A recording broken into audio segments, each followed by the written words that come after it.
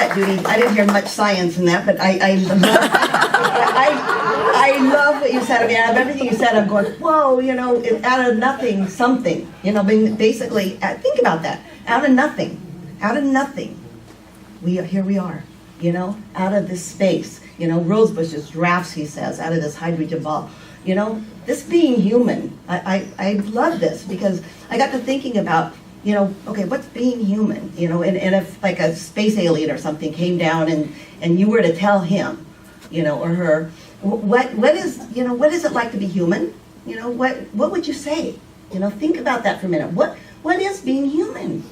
And so I was thinking about it, and I'm going, well, you know, how would I explain this to this, my friend, the space alien? And it would be, you know, being human is being able to walk in the sand that's warmed with your toes, you know, and being able to feel the ocean on your feet. It would be able to smell, you know, the gardenias, the fresh gardenias. It would be able to, you know, eat baked potatoes. that would be mine, baked potatoes with sour cream on it, you know, and stuff. I mean, or pumpkin pie, or smell, or touch a baby, you know, and see, you know, it's to love, it's to fall in love. To being human is to fall in love, you know. It's to feel this incredible love that we have for each other. You know, there's so much to being human, and it's so beautiful, and that it's so magnificent. And guess what? It hurts, right?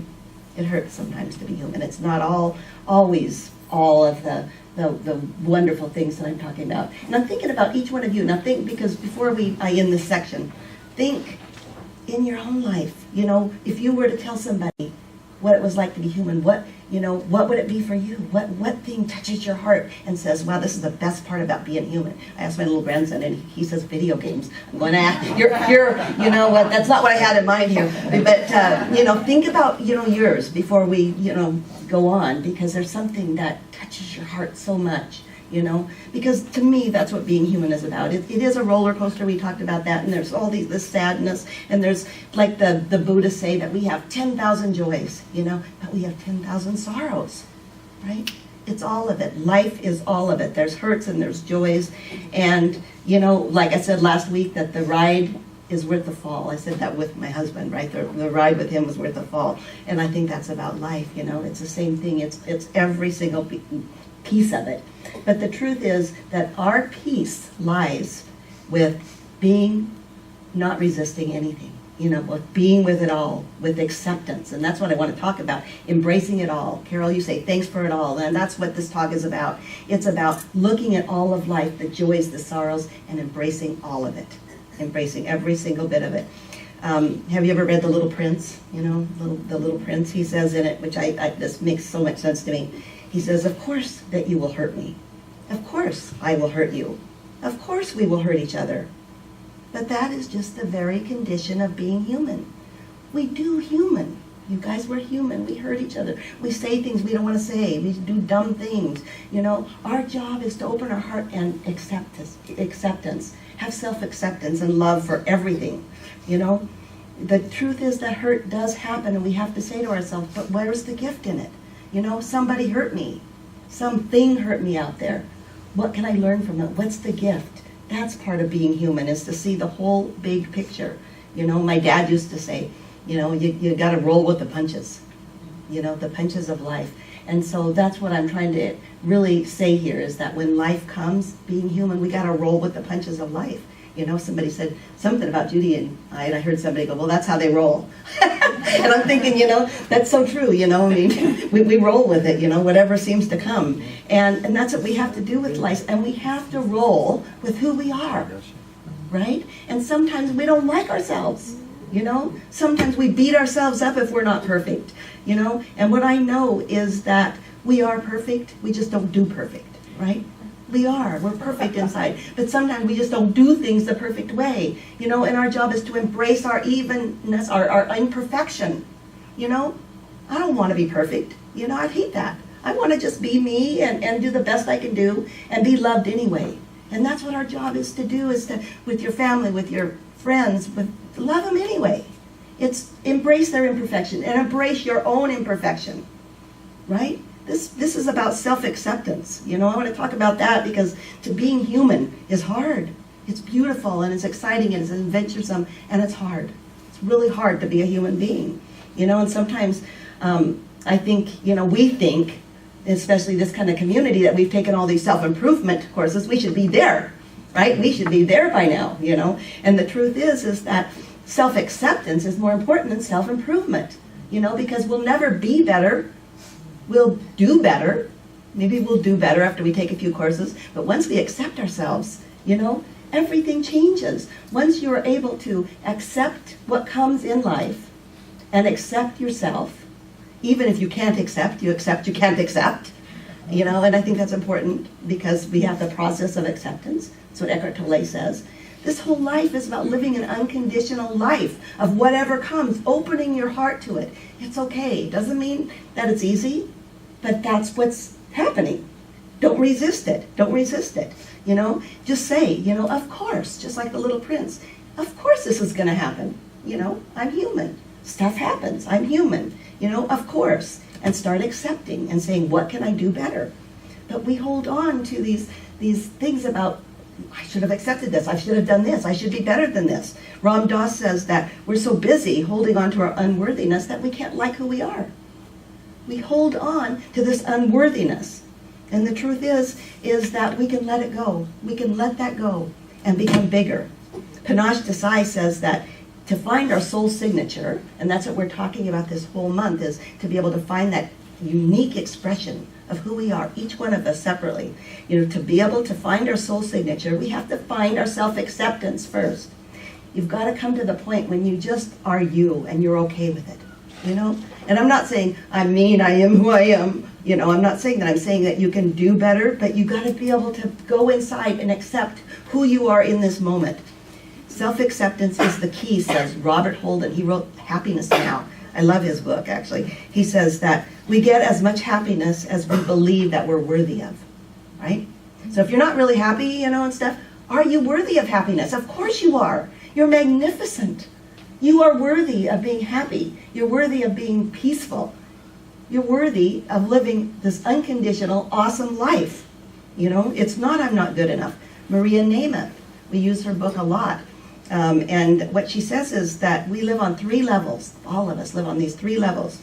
Who we pretend to be, and it's our cover, hello, I'm the Reverend Glenda, I'm a minister here, how do you do? That's the cover, that's who I pretend to be, and then who we are worried that we are, right? Who we're worried that we are. Oh, I hope I'm not sounding like a fool up here. That kind of runs through my head sometimes,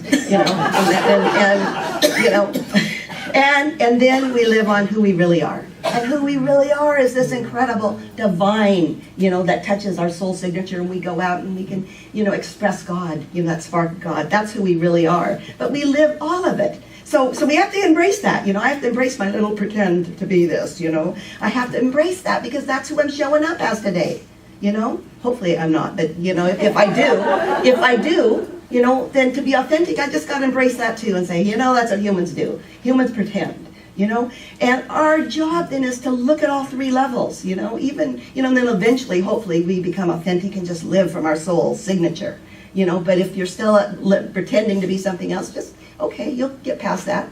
Go ahead, go on and pretend is what he says. Live unconditionally, live openly, means living in acceptance for whoever you are, whoever you think you are, and say to yourself, I am whole, I'm whole. See, he says we don't say that we're whole. He says, I'm trying to be whole, I'm trying to be whole. But he says we know that we're whole at the core, even though we're imperfectly perfect. Imperfectly perfect. I love that. So I was thinking about that, as I'm doing the talk and stuff, and I'm going, it is perfect. I'm looking at, the beauty in my yard, and I'm feeling really good. And I get a knock at the door, and a guy comes to the door, and he's got a pamphlet with him, and he says, and I get this a lot, but this was an interesting one when he says, the kingdom of heaven is coming. And he hands me the pamphlet, and so, I'm saying, good to know. Good to know that, Thank you, sir, And so I just take the pamphlet he had and shut the door. And he goes, are you guys Jewish? Because we have a Jewish thing on the door because my son-in-law has it. And I said, yeah, we're all of it. Bye, But I'm going, good to know, It's good to know the kingdom of heaven's coming.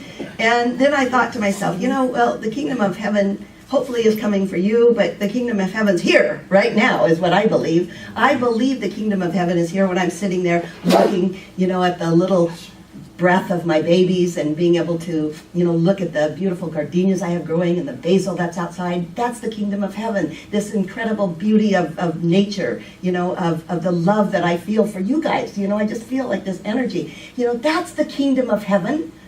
We have it right here. Now it's still coming for people that don't have it there, that aren't in touch with that feeling. And there's sometimes when the kingdom of heaven isn't within me, if I'm not feeling the connection, But it's there. It's always there. It's just covered up with all my stuff. The kingdom of heaven is with you. It's not coming. Someone's not coming to save us. Our Savior's right here, and it's who we are. And all we have to do is open up to it in love. See, the kingdom of heaven is the divine love within each and every one of us. I sound like a Baptist preacher right now.